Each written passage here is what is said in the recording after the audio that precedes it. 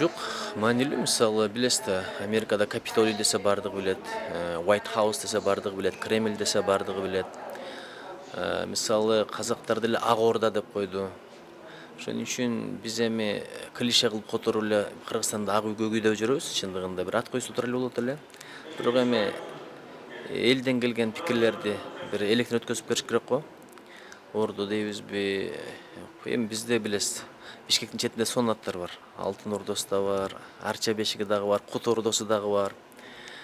Элдин тилектери ушундан чагылып туруп атпайбы? Анан балким береке деген сөздү кош керекпи? Анткени өзү иште деле береке болуш керек экен, чечимдерде береке болуш керек экен, саясатта береке болуш керек экен, жараткан жардам болуш керек экен да. Бир ойлонуп көрүш керек. Мен чындыгында буга мындай азырынча акыл калчу элекмин. Ошол жөнүндө терең ойлонуп көрүп турмун.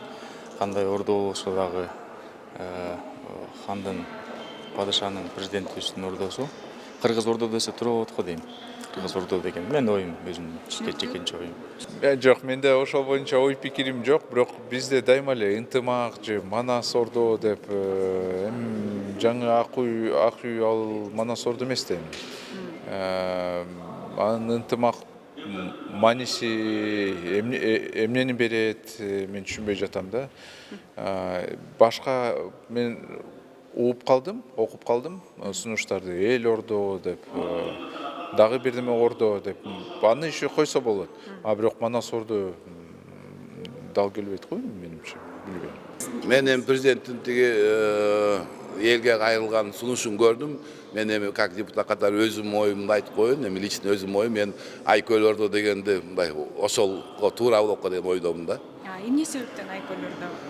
Эми Кыргызстан ал жерде эми жаңы деп жүрөт, башкасы жүрөт, Алтын Ордо жүрөт, Ак Ордо деп жүрөт. Мага жаккан Айкөл ордо да.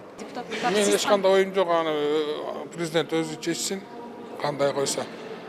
Кара мышык, ак мышык биши кылып чычкан кармаса болду да, иштесе болду да, элге иштесе болду да. Аты маанилүү деле эмес.